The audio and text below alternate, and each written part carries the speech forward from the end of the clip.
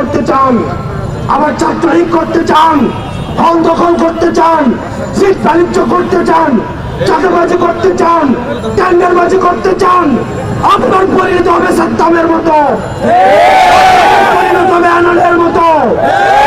গত 16 বছরে আপনাদের বিরোধিতা চাই। এই বাংলাদেশে আবার যারা ছাত্রলীগ হয়ে উঠতে চাইবে, যারা শিক্ষার্থীদের বিপক্ষে অবস্থান নিবে, তাদের পরিণতি ঠিক ছাত্রলীগের মতোই হবে। সুতরাং আপনারা শিক্ষার্থীদের বিরুদ্ধে অবস্থান নিয়েন না। গত 16 বছরে আপনাদের নির্যাতন নিপীড়নের কথা ভুলে যায়েন না।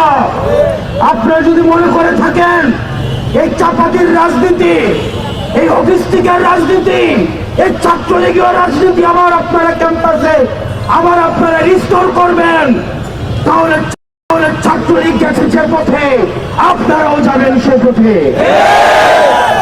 প্রিয় সহযোদ্ধা, এই গণতন্ত্র উত্তরণের এই যে লড়াই, এই লড়াই আমাদের সমন্বিত লড়াই।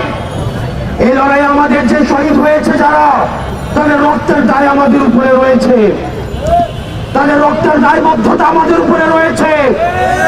তাদের রক্তের উপরে দাঁড়িয়ে আবার আমরা মাদার পার্টির এজেন্ডা বাস্তবায়নের রাজনীতি শিক্ষা প্রতিষ্ঠানগুলোতে রিস্টোর করতে পারি না। আপনার শিক্ষার্থীদের ভাষায় কথা বলুন। শিক্ষার্থীরা কি শুনতে চায়, তারা কি দেখতে চায়, শিক্ষা প্রতিষ্ঠানগুলোতে কেমন রাজনীতি করতে চায়, তারা কি চায়। আপনার শিক্ষার্থীদের জন্য যদি রাজনীতি করতে চান, তাহলে আপনাদের শিক্ষার্থীদের ভাষায় কথা বলতে হবে, তাদের মতের সাথে চলতে হবে, তাদের পথে চলতে হবে। কিন্তু আপনারা যদি আমার ক্যাডার বিরুদ্ধে যে নির্যাতন হয়েছে, এই ফ্যাসিবাদী আওয়ামী লীগ আপনাদেরকে যেভাবে নির্যাতন নিপীড়ন করেছে, আপনারা মজলুম ছিলেন, আপনারা জালিম হয়েন না। আপনারা মজলুম ছিলেন, আপনারা জালিম হয়েন না। আপনারা মজলুম ছিলেন। মজলুম যখন জালিম হয়ে উঠে, তখন পৃথিবী বসবাসের অযোগ্য হয়ে যায়।